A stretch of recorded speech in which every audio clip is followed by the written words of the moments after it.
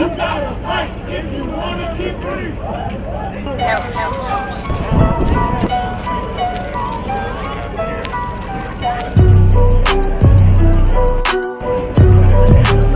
Be transformed into an oasis of freedom and justice. I have a dream. My poor little children will one day live in a nation where they will not be judged by the color of their skin, but by the content of their character. I have a dream.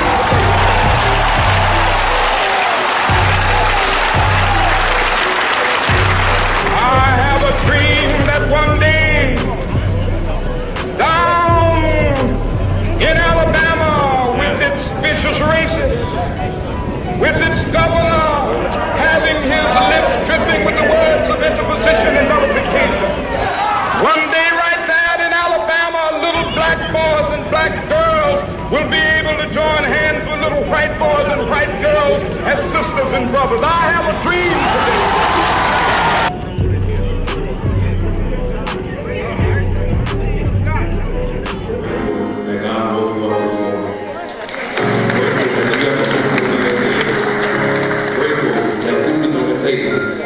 This song simply says, I'm grateful for the things that you have done.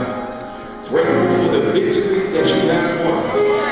I can go on and on about your word because I'm so grateful. Thank you.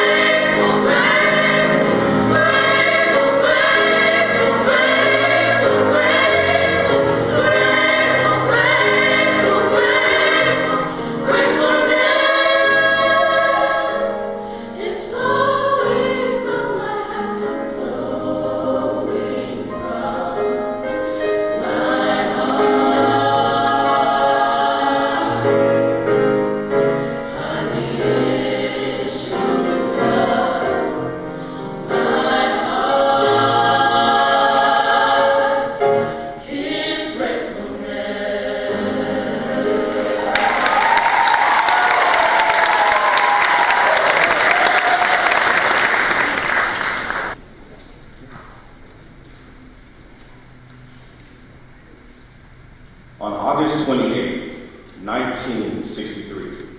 More than 200,000 demonstrators took part in the March on Washington for jobs and freedom in the nation's capital, Washington, D.C. You see, during this time, we as the primary minority of this great nation had to march in order to fight for basic human rights, rights that our white counterparts disregarded as everyday nuances. This march was led by a man named Martin Luther King, Jr. Now, we've all heard about this giant among men. He was a gifted pastor, teacher, activist, son, and father. He was known, of course, for his leadership, but more importantly for his gift and mastery of public speaking. Martin Luther King Jr. had this amazing gift to be able to speak through people. He was able to break down complicated issues and resonate them with any and everyone that he met. Now, I'm one who does not believe in coincidence. I believe there was a reason he was named Martin Luther King Jr. I believe God placed him on this earth to be a king and lead like a king. You see, a king is defined as a male ruler, a man who is the leader and sometimes role model of the state. Martin Luther King Jr. embodied everything it means to be a king. He was loyal, hardworking, a visionary, cunning, persuasive, and gentle. He used these skills in order to lead a nation of oppressed people to a better reality. The March on Washington was a crucial part of this reality. People came from all across the world to partake in this historical demonstration. Martin Luther King Jr. used this platform in order to further the oppressed agenda and reach people all around the world. So no, this was not just a regular demonstration where people discussed what was wrong with America. This was a pivotal event that transformed the way that people viewed their own freedom. It is important to recognize and appreciate what our past leaders went through. A lot of times, we as students and faculty fail to realize and understand just how much these people, these legends, did in order for us to be where we are today. Remember, there was a time in which we as African Americans were not even considered human beings. If it was not for the people like Martin Luther King Jr., Thurgood Marshall, Rosa Parks, Malcolm X, Dorothy Height, Ella Baker, Ralph Abernathy, W.E.B. Du Bois, Andrew Young, Roy Wilkins, Medgar Evers, Hosea Williams, and so many others, where would we be? So with all of this, I say, take today to think and show your appreciation to those who have come before you. This is a day of history, but also the change that has and will continue to come. Thank you, and God bless Martin Luther King Jr.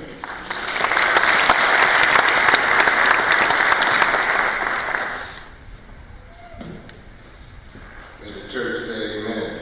Amen. May the church say amen. Amen. Good morning.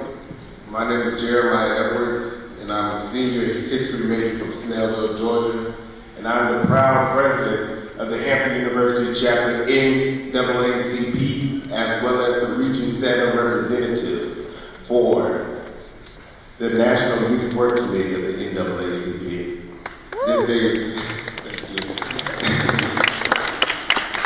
This day is very emotional for me because this man, he was one of my heroes. He was someone that my grandfather looked up to and talked about all the time. He was a picture that I looked up in my room. So it is one of my dreams come true to be able to speak to you all today on the day that honors him. Each year on this day, we are liable to find at least one of our leaders who are asked, how would Dr. King feel about the state of our nation today? And they all give their own respected opinions and answers.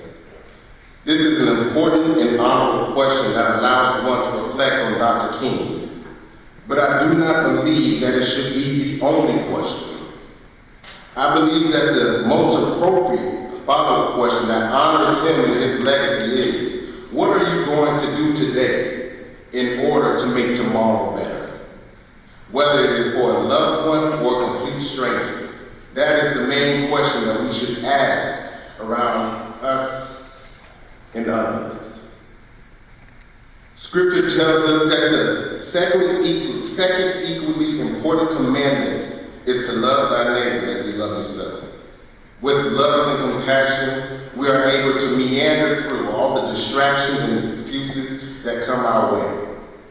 We see this meandering biblically through the parable of the Good Samaritan, and we are able to see it historically in the work of Dr. McKean. For if we do not have love and compassion for others while we are making tomorrow better today, we will eventually end up sleeping through a revolution. Making tomorrow better today will not be easy. We may have to have everyone on our side, or we may be all alone. However, we will make a difference. Not only will we be honoring the legacy of Dr. King, but we will also be creating our own legacy. Thank you for allowing the NAACP to celebrate with all of you today, and I hope that we all do our part in order to make tomorrow better today. Thank you, and God bless you.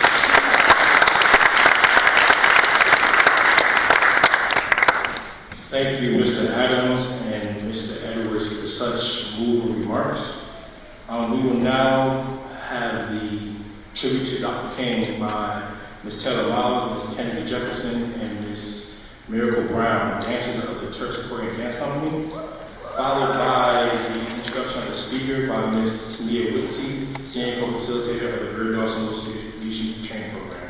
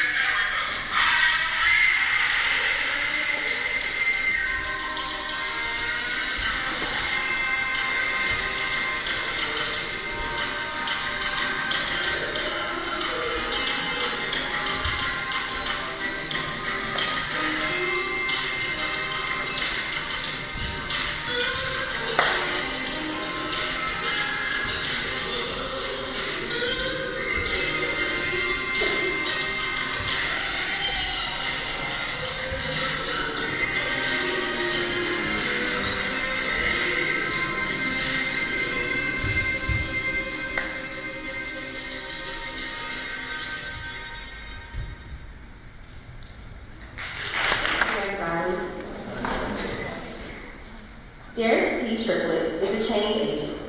He is a consecrated bishop in the Lord's Church, a composer, budding author, and media personality, the founding pastor of Hope Fellowship Church in Daytona Beach, Florida, and CEO of Relate Coaching and Consulting, LLC.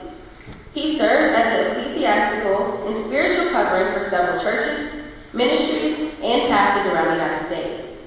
He is also a John Maxwell Teen Certified Coach, speaker, and trainer. He is a frequent guest speaker in churches and conferences across the United States, as well as in Daytona Beach area schools, colleges, and universities.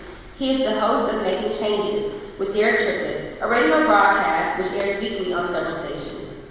He has a bi-weekly relationship segment on 535 Orlando. He is the founder of Getting All Males Equipped, GAME, a male mentoring and development initiative which presents forums in Daytona Beach to help shape the minds of urban males so they may learn to make good decisions, change negative behavior patterns, and build proper standards for effective living. He previously served as a diocesan and auxiliary bishop along with other leadership functions with the Full Gospel Baptist Church Fellowship, International and United Covenant Churches of Christ. He is a former board member of Gospel Heritage Incorporated, and Triplett has also been featured on TVN, The Word Network, Upscale Magazine, and Florida Trend Magazine. He has released 2 albums and has several other recording credits. With passion for community transformation and empowerment, Triplett serves the community in numerous civic capacities. He presently serves as chairman of the board for the Center of Business Excellence.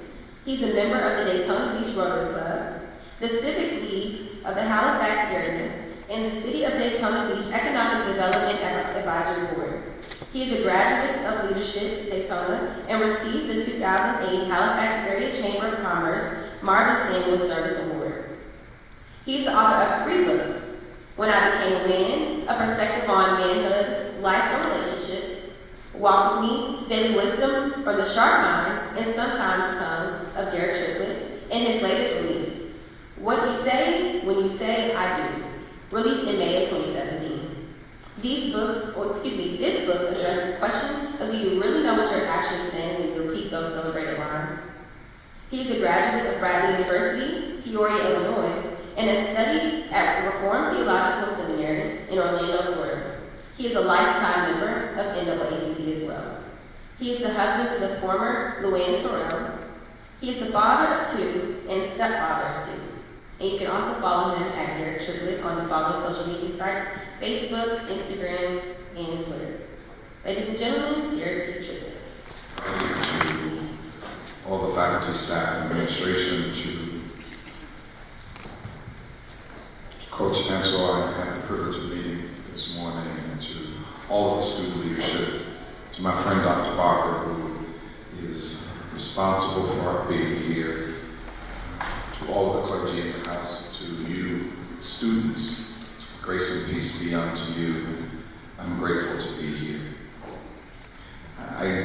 I wanted to make sure that I took the walk with you. I live outside of Orlando, Florida, and so it's cold here. It's really, really cold here. But I wanted to make sure that I got the full experience so that we can share on today. I want to title my remarks, We Need Your King. We need your King. All the things that Dr. King did, the thing that is most relevant to you today that I would like to declare is that he was needed for the time in which he served. I would like to say to you, you are needed. You are needed. We need you.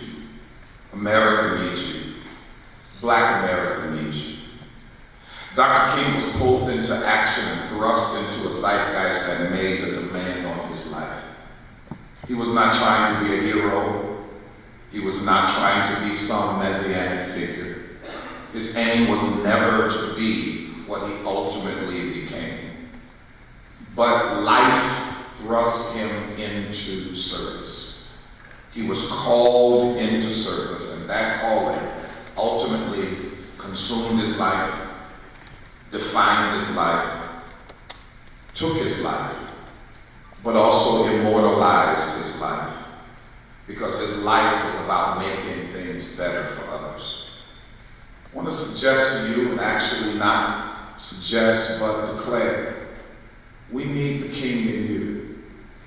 Every one of you sitting in here today has some dimension of King in you, and we need that King in you to be developed. We need that King in you to be deployed. The present political climate is making a demand on your life. The poverty rate among African Americans makes a demand on your life. The importance of third grade reading scores as a data point makes a demand on your life. The need for new law enforcement policy makes a demand on your life. The safety, security, and even the empowerment of Black women makes a demand on your life. We need you. You are no longer a luxury. You are a necessity. You are no longer the people that we just want to be proud of. You are now the people we need to go into action. Because you are needed, your life can no longer be about accomplishment, achievement, or simply ambition. But your life now has to be about assignment. Your life has to now be about the assistance of other people. We need you. Just like the 60s needed King and so many others, we need you. Just like South Africa needed Mandela, we need you. Just like the NAACP needed Thurgood Marshall in those courtrooms, we need you. And just like so many other citizens and leaders who never got national or international attention, never got national, international recognition, but their work matters so much, and those who had the privilege of working with them so loved them, so respected them, and even revered them. We need you. So, King and you, there's a demand being placed on you. We need you, first of all, to be prepared. When I was your age, I made a statement to some fellow student leaders. That particular statement followed me into adulthood, it followed me into the pastorate, it followed me into community service, and it's a part of my personal manifesto. That statement that I made to some other student leaders back at Bradley University in Peoria, Illinois, was this: when it's time to prepare, prepare. Because when it's time to produce, you won't have time to prepare. This is your preparation season. Make sure you're preparing. It is your time to prepare. Preparation is an arduous process, but your preparation is the act that you go through to dig a deep well for which you will draw necessary water in the future. You must prepare. You must be academically and intellectually prepared. You must be spiritually whole. You must be emotionally healthy. You must be politically astute. And somehow, after you get through these student loans, we need you also to be financially solvent. We also need you to have some courage, because there are so many people who are smart, intelligent, charismatic, but yet they have no courage. We need you. We need you not only to be prepared, but we need you to be about people. Whatever you do, make sure that it makes a contribution to people. Me, myself, and I has to be replaced by me, mine, and others. You must contribute to other people. Take care of yourself. Yes, by all means. I read a quote just this morning, flipping through social media. Media personality Christy Paul said this, and I quote, "You can't rip yourself apart to keep someone else together. That's not love." We're going to need you to make sure that you engage in self-care. The words of Robert Murray McChaney ring in my ear, a local pastor in Dundee, Scotland, who died in 1843 at the age of 29. He wasn't crucified like Jesus. He wasn't murdered like Dr. King. He died of typhus fever and was buried in the yard of his own church. But his best friend records these words while this Scottish preacher at the age of 29 was dying. McChaney said this: "God gave me a message to carry and a horse to ride. Alas, I've killed the horse, so I can't carry the message." Take care of yourself, but also take care of the family you create. I use that verbiage very pointedly. Yes, you want to do things for your mom. Yes, you want to do things for your dad. You want to be successful and be able to have siblings and others count on you. That's cool and that's necessary, but please understand, all adults ultimately have to be responsible for themselves. Notice, I did not say don't be responsive, but you cannot be responsible. But if you create a family, take care of that family. If you, sir, marry a wife, take care of that wife. If you, ma'am, marry and get a husband, take care of that husband. If you and your partner come together and form a life together that procreates children, take care of those children. Not your career. Don't sacrifice your children on the altar of your career. Don't sacrifice your children on the altar of your ministry. Don't sacrifice your children on the altar of your ambition. Take care of the family that you create. But also make a positive contribution to your community. Everything that we do in our personal life and ministry somehow incorporates the word change. I believe that God has sent us all here to make an impact to change the world.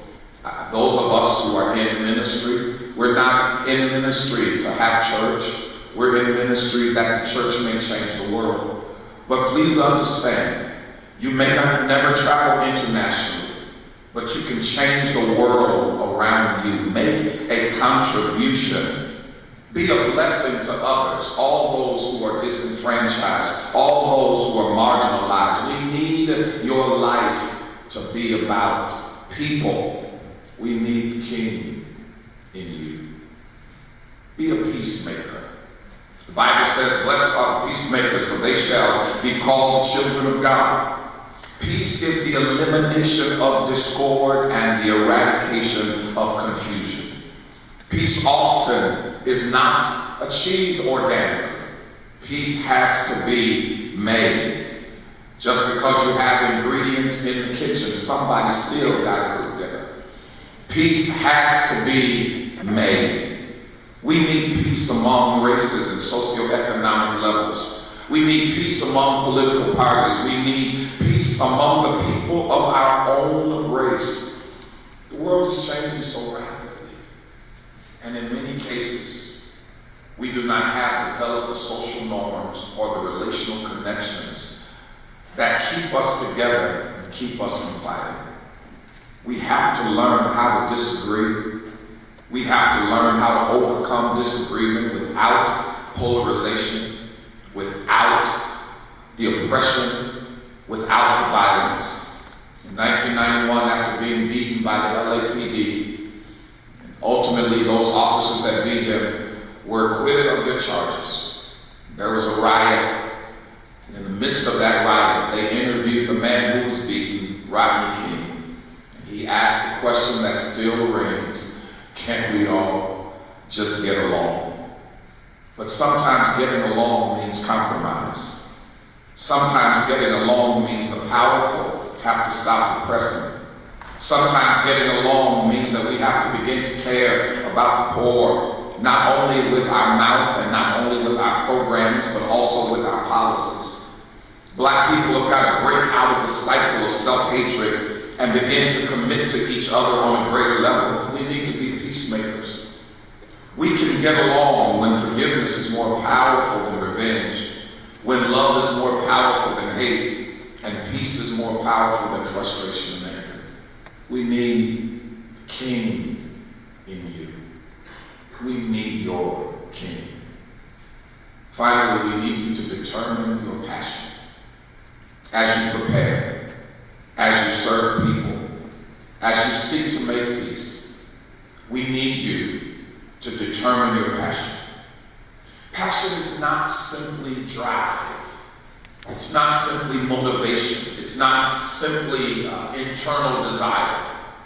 From a biblical perspective, your passion is that for which you are willing to suffer. The passion of Christ is about the suffering of Christ. The Passion Week is the one that leads to Friday when he dies and is crucified and murdered, mutilated on a cross.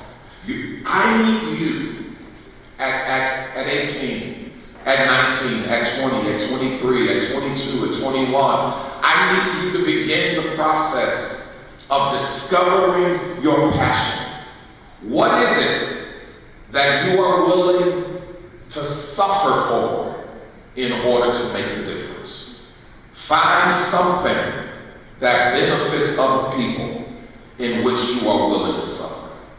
If it's the environment, if it's for education reform, if it's for racial, economic, and social justice, if it's for fair housing, if it's for health and wellness in the urban community, if it's for eliminating food deserts, if it's for eradicating human and sex trafficking, whatever the contribution that you desire to make, recognize you may have to sacrifice for it. You may have to suffer for it. And once you determine what your passion is, then the rest of us will know what we can depend on you for. Until you discover what you're willing to suffer for, the rest of us don't know how to depend on you. I want you to remember we need you, and we're depending on you. I was watching the Quincy Jones documentary on Netflix. And there was an interesting part. They were getting ready, in 2016, they were getting ready for the opening of the Smithsonian National Museum of African American History and Culture. I was there this summer. Beautiful, beautiful display. But in that documentary, when they got ready to produce the opening, and when they got ready to produce the concert prior to the opening, somebody said in that room, we need Quincy Jones. Quincy Jones is the one we need to produce what we need produced. And as an aged man, he was ill. And there's a scene where he's sitting there, and he and his daughter and his assistant going over a pile of invitations. And they read the one about the National Museum. And he says, I gotta do it. I gotta do it. They knew they could depend on him. Can I ask you a question as I get ready to take my seat? In the future, when people are in a room trying to get something significant done, will they call your name? In the future, when somebody's trying to get something significant done in education, significant done to save the environment, significant done to save what's going on with our women, will they say, we need you? It's a great thing to have followers on social media, but it's an important thing that your name comes up when somebody really wants to get something done. We need you. We need your king. We're depending on you.